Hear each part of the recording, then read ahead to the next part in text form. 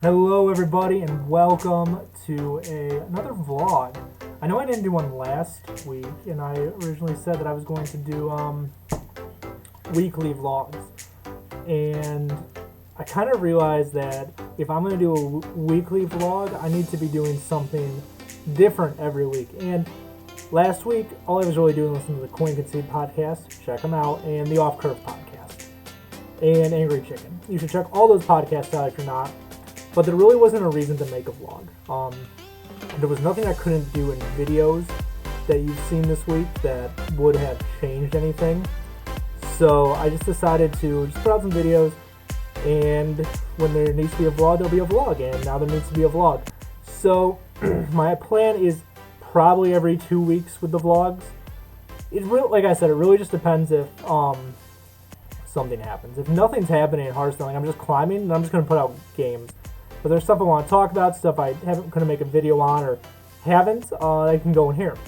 So first thing before we get into it all, I want to just say thank you to everybody who has subscribed so far, who has viewed the channel. I'm getting more views and subscribers than I thought I would, so thank you. And if you haven't, drop a like, leave a comment, subscribe. I want to grow a little community here, and I'm more than happy to have you join us. Aside from that, I did notice that on my first vlog I put in some music. There was music in the background of all these, and I have not made them incredibly clear. But the music that I am playing in the video will be down in the description. Pools was the guy who I'm using music with from right now, and he said it sounded really well. It worked well, and thank you for using it. So shout out to Pools. But if you ever want to know where the songs are from, they're all in the description. If I use one or several. The next thing I want to talk about really quickly is video content. Skullmancy comes out tomorrow. I'm so excited for Skullmancy. I'm ready to leave the Ashes of Outland meta behind us. It has not felt stale until the last round of nerfs for me, and now it's just kind of like, okay, I'm ready for some new stuff.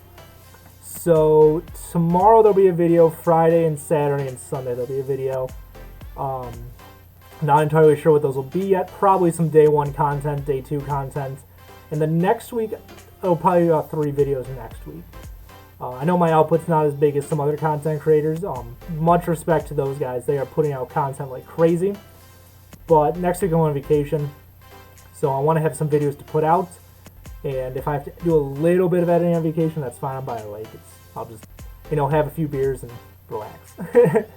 But expect a lot of videos with Skullman's coming out, and then probably a vlog to follow that up after I get back. So I want to give one last shout out, and I'll talk a little bit later, to Wicked Good. No idea if he's going to watch this video, but if he is, he's a great guy. Hung out on a few of his streams. If you ever hang out on like Rawrons, Wicked Goods, or Ridiculous Hat streams, I'm usually around there most times. Sometimes I'm just not there, but if you see me in there, drop me a hello. I'm always more than happy to talk to people and interact with the community as much as I can. So I know I said we were going to do a pack opening video, and I'm an intelligent 26-year-old man who cannot figure out how to make volume levels appropriate, apparently. And the packs did get open. You'll see them here. But the volume was all bad and I couldn't put them out. So I'm just going to show you the legendaries I pulled. A lot of legendaries. I pulled 2 goldens, neither of them out of the golden packs. And they're just, I was really happy with the amount I pulled. I pulled like 6 or 7. Yeah, I pulled a ton. This is Headmaster Caldas. I was in like my 3rd or 4th pack. He was golden. It was just nuts. So I wish I could have shown you guys the pack opening videos. It just didn't come to fruition, unfortunately. Yeah, I got a bunch of legendaries. I'm super happy about it. It's nuts. Like, I got so much luck. I will probably be doing some more packs. If I want to open them on camera, I'll open them on camera. If not, you'll just see them. You'll see them in the games, right? It's no big deal. So yeah, those are legends I got. From one through them again: Ace Hunter Crane, Shando Wildclaw, High Abyss Allura, Mind Render Alucia. I'm really excited for this card. I am making a Controlling Priest deck day 1. It's not going to be good, but it's going to have this card in it. Lord Barov, Rattlegore, Headmaster Kel'Thuzad, Vectis, and Professor Slate. So there's about 8 or 9 legendaries, and that's pretty lucky for 140 packs. So I'm pretty blessed to have all that, to pull all that. We're gonna get into some theory crafting really quick before we actually jump into the game this week. For my climb, and I'll talk about a little in the game too, but my goal was to get up to Diamond 5, try hard. I had it 9 times, whatever the Diamond 5 is, multiplier. And I got up to Diamond 4 today, playing Highlander Hunter. And you've seen me play a game of Highlander Hunter. You'll see a game a little later with Highlander Hunter. Just a fun deck, it's powerful. I was going to do a deck profile on it, there's no reason to with the expansion coming out tomorrow. But let's get into the Theorycrafts. So the first 3 are decks I have theorycrafted. Now this is going to be a disclaimer, I am not a great deck builder. I get most of my decks off of Hearthvlog, Top Decks, or Vicious Syndicates. But I decided to give it a go and just see what I would want to play on day 1. And the first one I came up with is Control Warlock. It uses the Soul Fragments package, it uses some of the Dragon package to create board presence, to clear the board. Has some powerful cards in here like Void Drinker, Headmaster Kel'Thuzad. If you get enough Soul Fragments in your deck, you get to play Sociologist, Militia. I just think this deck has a really nice curve. My downstate New York is showing up right now, but it has a nice curve, and it has some pretty good controlling tools. I think as it gets later in the game, you lose those controlling tools. I'm thinking about switching out a few cards. Twilight Drake is not a card I am super sold on. Abyssal Summoner is not a card I'm sold on, and Caledon the Breaker I could feel could just be another Twisting Nether. Aside from that, I think this deck was pretty solid. This is definitely my most thought out deck. I love playing Control Warlock. Control Warlock was one of my favorite decks to play at the end of the Rakkasan's Rumble meta. There's so much disruption. This has less disruption, and you may, if combo becomes prominent, you may want to run a Chaos Gazer. But I just think that this deck has potential, the most out of the 3 decks I've put together. But I think there's some room for improvements. You can cut Ooze if there's not a lot of weapons. And Spirit Jailer feels much better in this deck than it does in the next one, which is a on-curve Demon Hunter. I call it that. It's a Tempo Demon Hunter list. It's kind of modeled after the pre-nerf Warglaves. I feel like Warglaves is still a powerful card. Unfortunately, it costs 6 mana, and at the top for a curve should be Skull of Gul'dan. And it needs to run Spirit Jailer, unfortunately, or else you can't consistently get off Soul Shard Lapidary. And that giving your hero +5 attack on curve is really good, and it doesn't get stuck in your hand. I think there's some improvement in this deck this can make. The idea of this deck really is that you run a bunch of early game aggro, then you can do late game bursts with Skull into Altruis, get past taunts with Kayn, Gravebound Adept, and Metamorphosis. Because Metamorphosis was nerfed, it feels much less necessary for that to go face. It feels better if it hits a minion, and I think the Gravebound Adept feels the same way too. So I think this idea is early game aggression. If that does not work, then you do late game burst. And I think that's very doable. It's been doable in the past. Unfortunately, you just don't have Warglaves. Now, I'd like to fit in Demonic Companion too. I just don't know what I would cut. Cutting a Spirit Jailer definitely makes it harder to get the Soul Shards. You can probably cut Chaos Strike, because you already have draw with the Mana Feeder Panthera. So I think that's an option. This is one I want to play around with too. You'll probably see a video of this one and Control Warlock during the first weekend, but I'm excited about this deck, but it's not perfect. I posted this and the Soul Fragment Warlock in r/competitive Hearthstone, so I'm hoping that I'll get some deck building advice from them. I'm posting in some Discords and on my Twitter. Shameless plug, SamSeesGhosts. Then we have Control Priest, and I talked about this in either the cards I'm excited about video or in the pack opening, but I'm really excited about Mind Renderer Elucia. I'm really glad I pulled it. a control priest kind of reminds me of a disruptive control deck, and that's what this is kind of going for. I don't think this one's perfect either. Plague of Death seems really, really late game, and the amount of 5-drops is kind of concerning. And Fate Weaver is also kind of weird because we only have 3 invokes.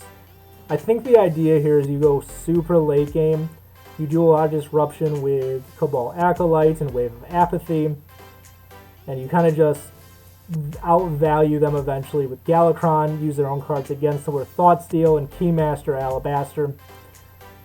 I think there's something here, and I don't think this is the list. I think the list is closer to this than I'm making it out to be, but I gotta look around the internet and see what else there is.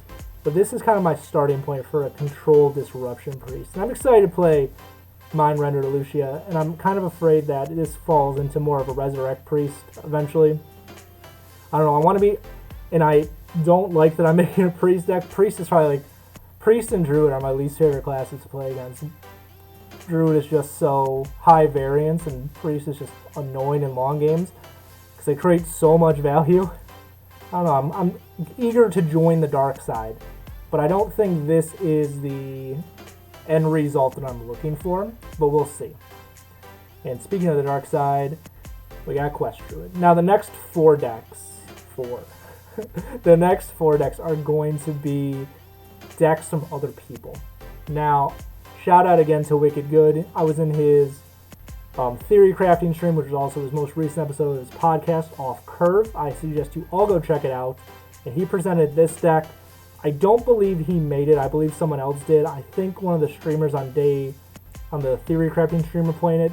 Regardless, I got the idea from Wicked Good. And this deck is really interesting. So the idea here is it's a Malygos Quest Druid. And you can use your quest for a lot of value with cards like Oasis Surger, Nourish, Hidden Oasis, and then Wrath, Rising Winds, whatever. And the idea is you eventually get to the point where you can play Forest Warden Omu, who has Spell Burst, refresh your mana crystals. You Germination on it, so you summon a copy of it, and that copy has the Spell Burst again. So now you're at 10 mana crystals, you play a Malygos, then you play a 0-cost spell, which refreshes your mana crystals again, and then you OTK them. Now if you want to get really greedy, you could run Elise in this, but Elise needs you to draw most of the cards in your deck, which I think can be a tall order. Now the idea with that is you play Elise, you duplicate your hand so you have more burst.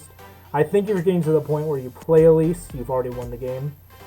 And also in this deck, I think this is the only deck that's doing, but Lore Keeper Polkelt is a really popular card right now in Theorycrafting, and the idea is that he organizes your deck from highest to lowest, and that lets you make sure you draw your Malygos and Alexstrasza so the combo can be more consistent.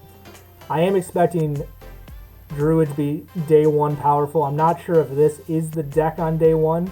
I think there's probably a Guardian Animals deck ramp Druid that's going to be nuts.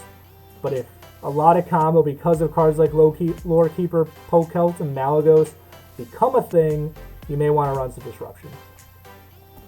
Next is a list from Edelweiss, one of the hosts of the Coin to Seed podcasts. Now, if I say something not sure why it's in the deck, or I think you should go somewhere else with this deck, or any of the next following decks, that is not to say that these deck builders are wrong. They are much better deck builders than I will ever be. But what I'm saying is I'm kind of like rambling, and I just think there's a lot of avenues you can go down that I like that may happen after day 1. This is a very cool deck.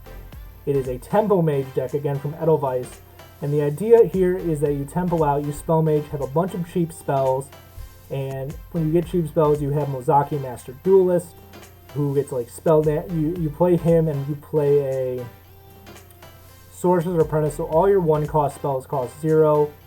You do a whole bunch of stuff and you get him to like spell damage 25, probably not that high, but pretty high, and then you can just Frostbolt to the face and do a bunch of damage. It's burn. It's really cool, and you can kind of tempo through that. It's probably combo more than tempo. I'm calling it tempo because I feel like it can be a little more aggressive because of Frost Raz, Frost Whisperer, and Shenvala. And I realized that I released a video at some point where I called Shenvala Shervala. World of Warcraft has such overlapping names. But I'm really excited to play this deck. This will definitely be a video this weekend. This one's probably like my most excited. That's not my own. Then we have Hyper Aggro Rogue. And these next two lists came from Hockey Boys on the Coin Concede Discord. And they were talking, and the cast was talking about this in their last episode, and how Secret Passage is an amazing card. You shuffle your hand or your deck for 1 mana and draw 5 cards.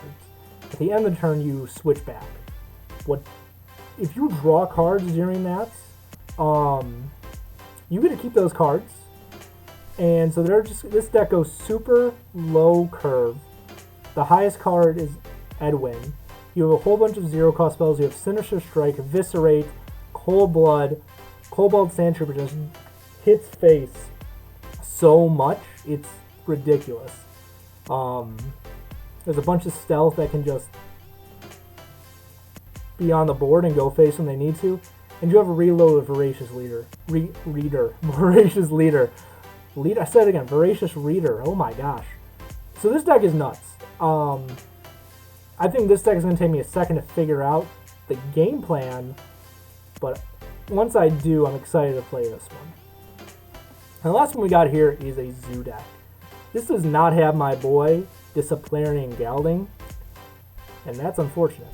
But the idea here is you have a whole bunch of cards that hurt your hero. It's called like Masochist, Self-Harm Warlock, and you get a whole bunch of value with Dark Glare and Diseased Vulture to kind of flood the board. And you taking damage decreases the cost of 8/8s, the Flesh Giant. You have Raise Dead to bring cards back. You hurting yourself lets the Brittlebone Destroyer kill minions. And you just kind of overwhelm the board and go face. The only card I'm not sure about in this deck is Canrathad Ebonlock, and I think the reason he's in this deck is because it discounts your demons. I don't think this deck really cares about the Prime version. So I think he could maybe be cut for the 3-mana 4/5 from Savers of Uladum. One interesting thing to know in this deck is Mad Bomber.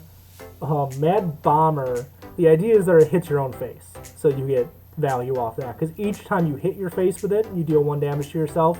It takes a tick off Flesh Giant. So this deck I'm also excited to play with. I'm excited to see what Zoo looks like in this upcoming meta. I'm really just excited for the upcoming meta. So, guys, with that all said and done, those are the decks I want to Theorycraft. Those are the legendaries I pulled from my 140 packs. You have some updates on the channel. One last thing, there will be thumbnails coming that are not just that purple background with words. My girlfriend, who's awesome, has said that she wants to get back into editing, and she might take some time, but eventually they will have actual thumbnails. So once they do, if it doesn't when I want to upload it, I will just upload as is with the thumbnail, and then I'll change it. So guys, thank you for watching this part. I'm going to show a quick game of Highlander Hunter versus Face Hunter. And you guys stay beautiful. I will see you all in the next one. Like, share, subscribe. You can follow me on Twitter at SamSeesGhosts. And I hope you enjoy tomorrow so much, and that Skullmancy is everything you hoped it would be.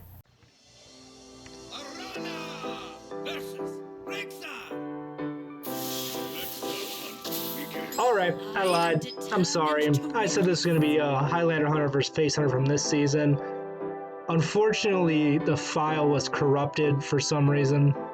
So I found some video footage from last season of me playing the Vicious Syndicate version of Demon Hunter. And there's 2 games here, so you're going to do 2 for 1 instead. This first one is against, I believe it is a Highlander Hunter, but it could be a Dragon Hunter. And the second one is against a Shaman. And I think Shaman's really the only one that's like a Galakron Evolved Shaman. I'm going to start here by playing the Battle Fiend.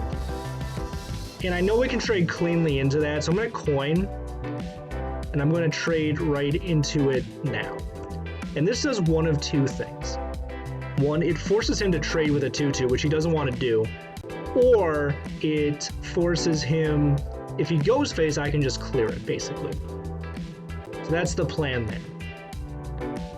He's going to trade right into it, that is fine. He's going to play his secret. This turn I'm going to test for explosive trap because I really don't have any other plays. And it's not. So that means it can be freezing trap, snake trap, which they've been running a lot, and pack tactics, which they have stopped running. To my knowledge, I've not seen pack tactics in a while.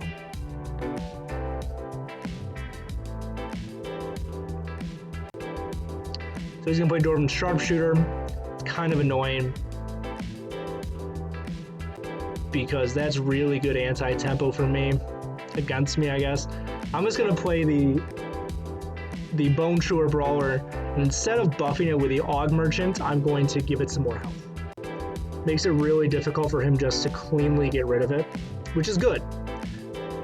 Hunter right now, you really want to make sure that they can't keep tempoing and going snowballing out of control. They tend to snowball a little bit with their ability to go face, ability to create a bunch of tempo. So this is the Highlander version because he played the Diving Griffin. We're just going to clear out his Dwarven Sharpshooter and play 2/2/2s. We want to go wide. They have a lot of trouble going wide, and we know it is not explosive trap, which is awesome. We still have not traded with a minion, so we don't know what the secret is yet. I was going to say trap. I keep getting this game confused with my Yu-Gi-Oh!, which I've not played since 2010. I don't know what's wrong with me. He's going to play Unleash the Hounds, which isn't going to take care of too much, thankfully. And the good thing is, even though we're low on cards, our hand has some serious refill in Skull of Gul'dan. I want to see what he has, and it turns out to be Snake Trap. It might not have been a good idea to trade there, but I think it was kind of like one of those, it's either going to happen now or it's going to happen later, so might as well happen now. We're going to get rid of his board a little bit by trading into the snake with my face and my Blazing Battle Mage, and play the Stayer Overseer, which will summon a 2/2 as well. We just want to keep making sure we have board. If you are playing Highlander Hunter, I would suggest that maybe you don't run the secret package. I don't run it in my version, which you saw against the Priest. I just don't feel like it gets there as much as you wanted to. Explosive Trap just isn't amazing. But he's going to Faceless Manipulator. He's going to trade in the 4/2. Obviously, you don't not do that. And then he'll probably trade into a 2/2. And we can trade pretty cleanly into that as well. Now I decide here if I want to play the what's he called? The Adept or the Skull. I'm deciding to play the Adept here, and we're just going to use the 4 damage to clear his minion.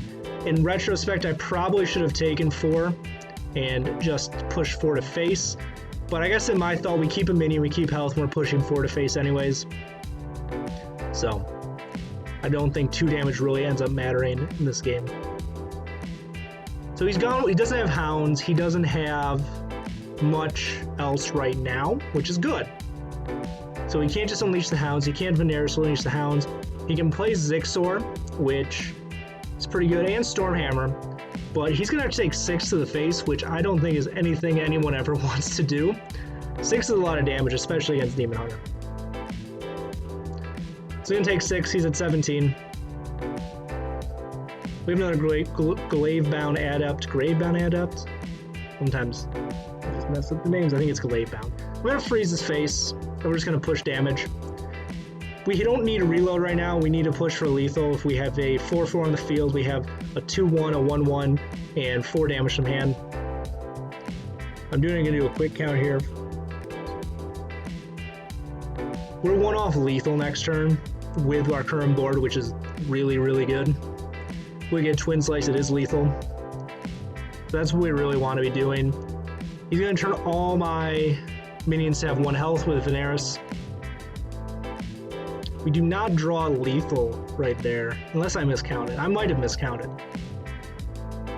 We're going to go face. I might have misplayed here. I don't think this trades. I think we keep that up. Oh well. It doesn't. That was a weird trade. I don't think that was the play. I think what I'm thinking there is that I want to keep some board and keep my board wide, but I do not think that that was the correct play to do.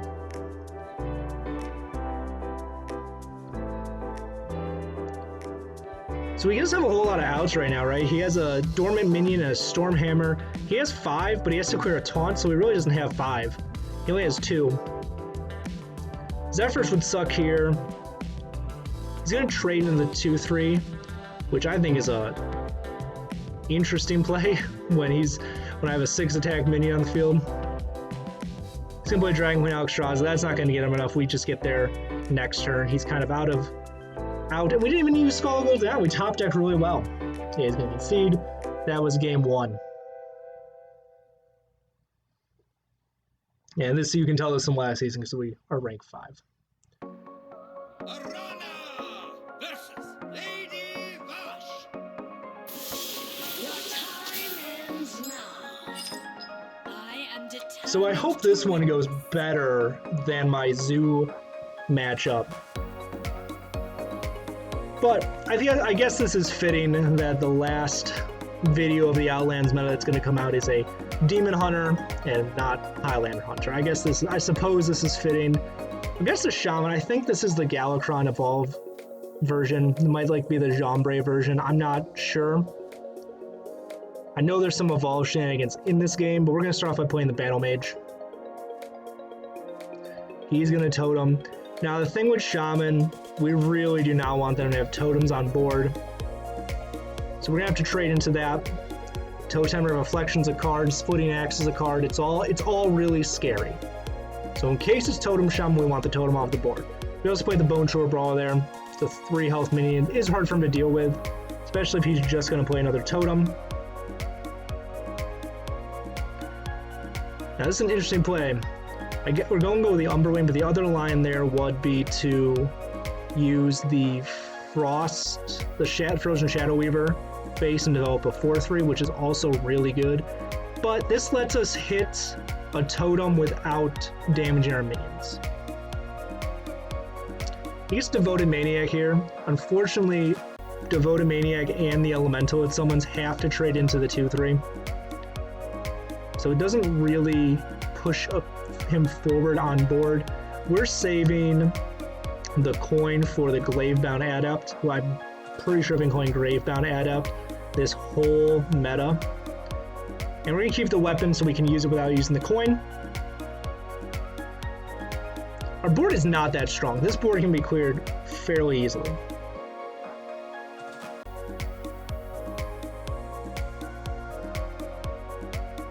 I think people get really scared of the Enraged minions, that being the Imani Berserker and the Bone Shore Brawler, just because they can snowball pretty easily. But I think a lot of people overthink that. He gets the Bogspine Knuckles, gets a Dread Corsair, which he gets placed for free, so it's going to evolve into a 5-cost minion. And it's a 4 health minion, which is perfect because we can deal 4 damage to it. Game is getting a little laggy here. So we hit face. We're obviously. So I think I thought of something after my play, and the idea was, well, we don't want to evolve more stuff, so we should freeze him. And I think that's kind of I definitely made a mistake there.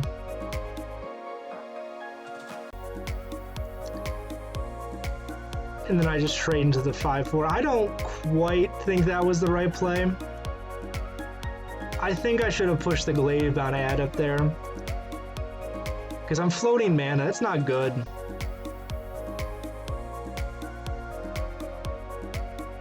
So that was a misplay. This is kind of the benefit of going back and watching your games or your replays. You get to see kind of little mistakes that you might have made. I think he's concerned about what happened. He's just what did this guy just do? He's gonna get an Evil Totem. He's gonna Totem Reflection it, which makes a 2-4, both which make lackeys.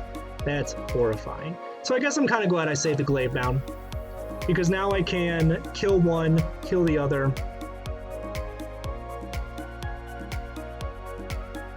I'm actually going to use both in coin, which I think is a good play. If I don't use the Glavebound Adept this turn, then I am just not in the right headspace to play Hearthstone, but I do use the Glavebound Adept, which is good. He gets 2 lackeys though, and lackeys can be pretty scary. What I'm doing right now is actually playing 40 chess guys. I'm like, okay, if we just play weird misplays or things that seem like misplays, he won't know what to do. He's gonna freeze my face now. He's confused. And he's gonna play a 2-1, trade into the 6-4, play the Shield of Galakron.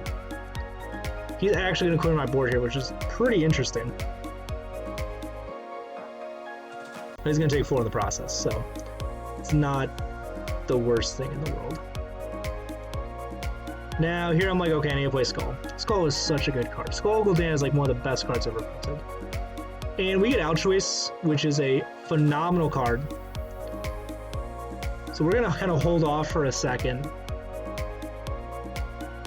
Yeah, I just end my turn here. I have a game plan. I don't know if it's a good game plan, but I have a game plan. So he's gonna summon 4/4 elementals with Rush. It doesn't really bother us because they can't go phase right now, which is great. Okay, so we drew a low cost card, which is awesome. We're kind of counting right now to make sure we can, because he got a 4/4. But we have Altruist, and it looks like we can. So we're going to play the Battle Fiend, deal some damage. Play the Bone Shrewer Brawler, deal a little more damage. Play the Battle Fiend, deal even more damage.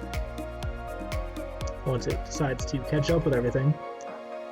Play the Styre, clear his whole board, except for the 4/5, and then we're going to trade into the 4/5, which is now a 4/1, and activates Death Rattle. It's still taunt up, but we have Cane in hand. That was a really, really good turn.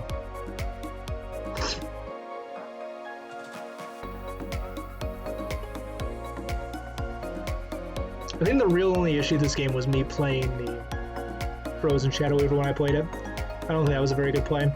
He is going to be able to kill our Altruist and play a 1-mana Rush and play a 0-mana Rush. So we kind of played into that and get Bogspine. Wow. It's a powerful turn.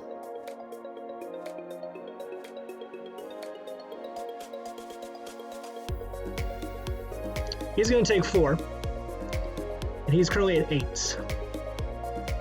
They all evolve, and that's a scary board, especially if I can't get there. He's going to evolve the Caligos to a 12-tail. That is a horrifying board. So how much do we have? We have a 2 attack, which is now a 3 attack. It deals 2, and Kane actually gets us. That game was a little scary at the end there, but we got there. Guys, thank you for watching. I'll see you in the next one. Like, share, subscribe. You are beautiful. Have a good one.